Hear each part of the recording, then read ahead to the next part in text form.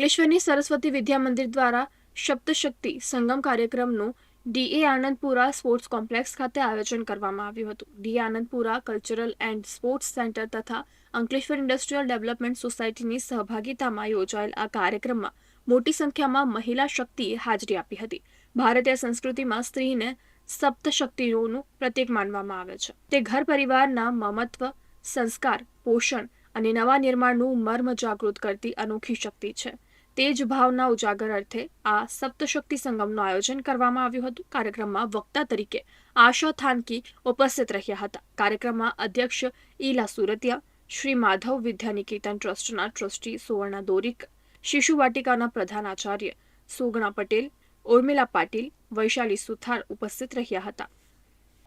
250 જેટલા વિદ્યાલયો અત્યારે ચાલે છે. આ બધા જ વિદ્યાલયોમાં ભારતીય સંસ્કૃતિ અને સંસ્કારનું કાર્ય અમારા આચાર્યો, અમારા ટ્રસ્ટીઓ બધા મળીને કરે છે.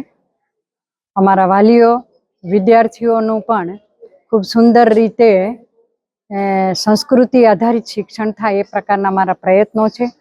આજે આખા દેશમાં 27,000 વિદ્યાલયમાં આ વર્ષના 2-3 મહિના સુધી લગભગ 75 લાખ માતાઓ સુધી આ સપ્તશક્તિ સંગમનો કાર્યક્રમ થશે અને વિચાર પહોંચાડવાના અમારા પૂરા પ્રયત્ન સમગ્ર દેશમાં રહેશે.